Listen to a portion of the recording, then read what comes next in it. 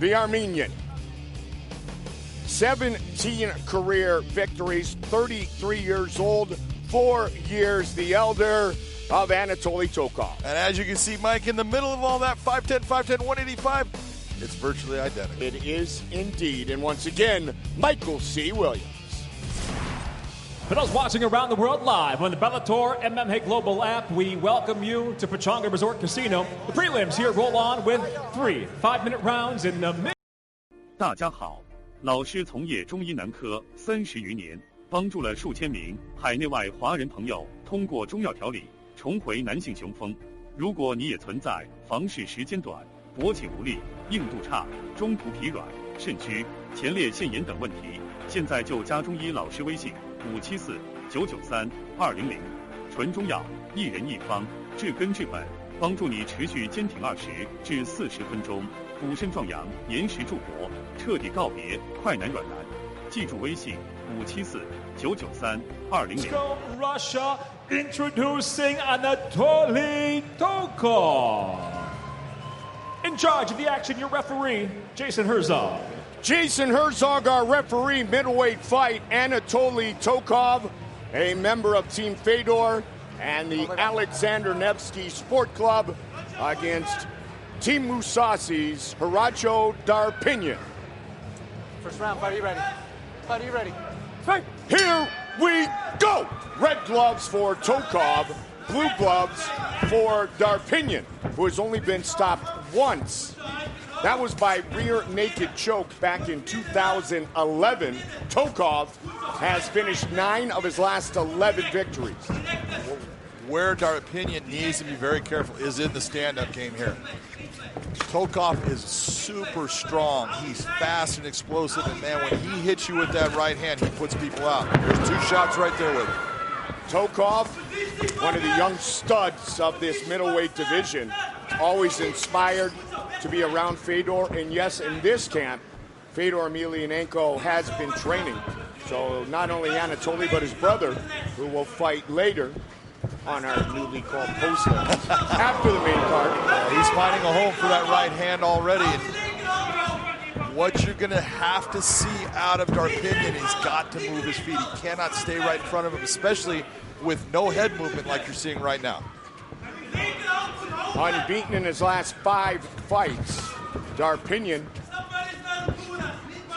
A lot of success with Gaywick Musasi, Gegard's brother, and the team Costello Van Steen is outstanding as well. But that Armenian connection is what first ignited the Darpinian and Gegard Musasi relationship. 90 seconds into round 1, red gloves Tokov, blue gloves Darpinian. Big swing and a miss. When you're seeing a fighter take that type of action and that giant swing, it's telling you right now he's not comfortable at all with what's being presented in front of him. He's trying to land the big shot in the stand-up to do something to either create a situation where he actually connects with Tokov and puts him down, or just to create that space for a moment. He needs to be careful, because every time you swing wild, you're open for an attack, and Tokov's going to start to take advantage of that if he sees it. Tokov with a Bellator victory over former champion Alexander Storm Shlemenko. That was back in October of 2018. We already knew that he was a force to be reckoned with. But when you take on the Storm and you're able to weather it, if you will, you know this kid's got some real skills. 28th professional fight for Darpinian. Oh, he got hammered with a straight right. That was a big straight right. And this is what, when you're watching someone like Tokov, what I love about what he does is he's so calm and so relaxed, and he knows I don't have to win this fight in the first minute, second minute, fifth minute. I'm just going to let this thing come to me, and when I get an opening, I'm going to attack, and that's what you're seeing him do. 29 years old, 31st professional fight, side control. Not only side control, put him completely with his back flat on the canvas. That's showing a lot of control by Tokov.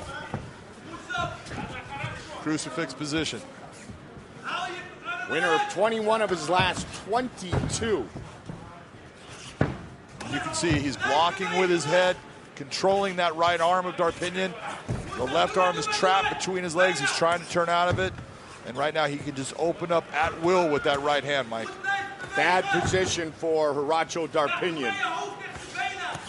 Don't forget, top of the hour, 4 great fights live on Paramount Network.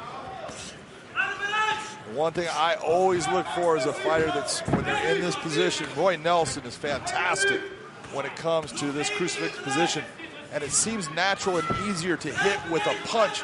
But if you start opening up with elbows, elbows cause a lot of problems for referees. And guys can only take so much. You'll see as they're getting hit with that bone, it makes them start to turn their face away, close their eyes, and that's when the referee's going to start coming in to stop the fight.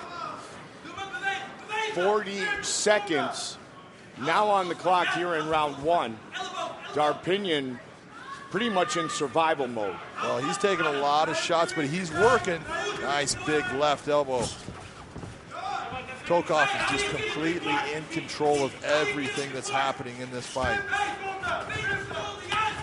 Those shots coming up underneath the arm, you cannot see them, and those do hurt.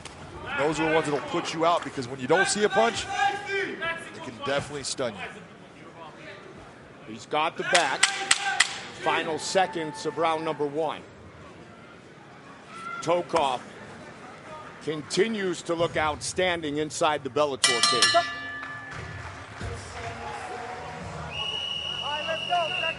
Enough to be a 10-8? Absolutely. If I was scoring this fight, that is a definite 10-8 round for Tokov. He not only dominated the positioning and where the fight was being fought, he damaged his opponent, hit him with a lot of shots. That's a 10-8 round. Younger brother Vladimir Tokov will fight later tonight. Second time the brothers are fighting on the same card. They did it at Bellator 218, part of our bonus coverage on the Bellator app and on DAZN. You can see Darpinian is not coming. He's a normal orthodox style fighter, meaning he stands with his left foot forward. His right hand is his big weapon, but he's switching now, trying to figure out what he needs to do to try to get Tokov either off of him for a second or where he can open up for an attack. Tokov delivered a straight right.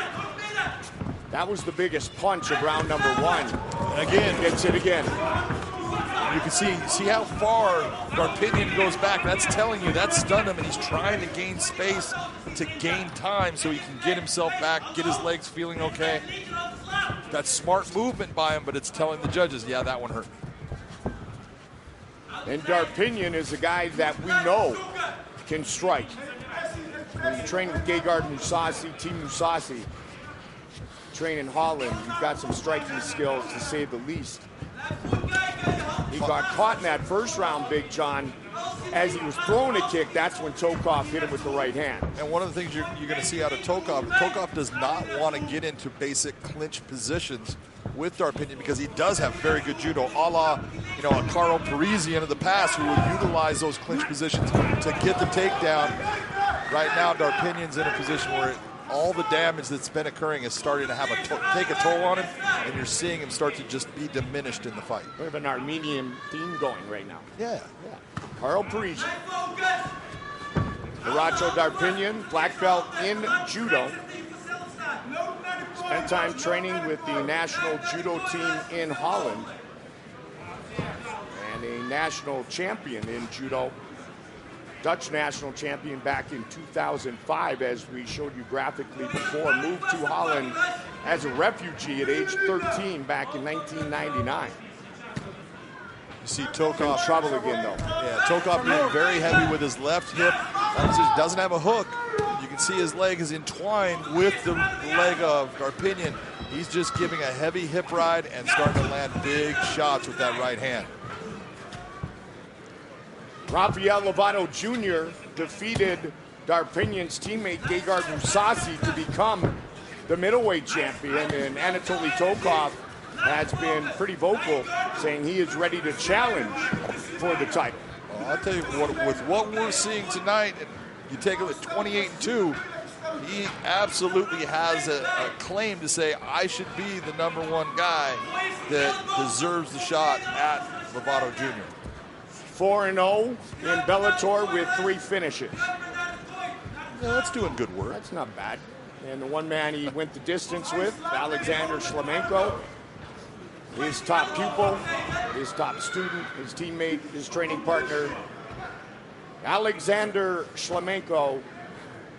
We will watch Andrei Koreshkov fight in our main event on Paramount Network. That comes your way top of the hour. Past the midway point of this fight, looking to move to full mount. Yeah, right now he's in quarter guard. You see him, he's still got that foot trap. Tokov just went and stepped all the way across, coming out in side control. This entire fight, he has been the guy deciding where the engagement was going to be held. If it was going to be on the feet or on the ground, he's the one doing all the attacks. Darpinian at this point is a very defensive fighter and is just trying to figure out where he can go. Again, look at the crucifix position. This is where he had him in the first round. A lot of time to work, partner. 1 minute remaining here in round number 2. And now he's got it with that right hand, and he's got a heavy right hand, a lot of power in that thing. And even though he can't move his hips, just being able to rear it back, he can bring a lot of power down on top of Darpinian. Yeah, those, see the elbow right there, those are the ones that you hear them when you're inside the cage. You'll hear this almost thumping of a baseball bat hitting something solid. It just alters your perception of, a guy can only take so much of that. And that's what you're seeing right now with referee Jason Herzog. And he may stop this fight. And see, you hear him yell, move. It is all over. Anatoly Tokov moves to 5-0 inside the Bellator cage.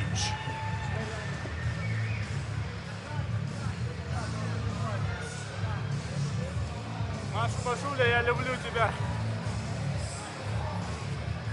Всем спасибо. Just keeps getting better and better.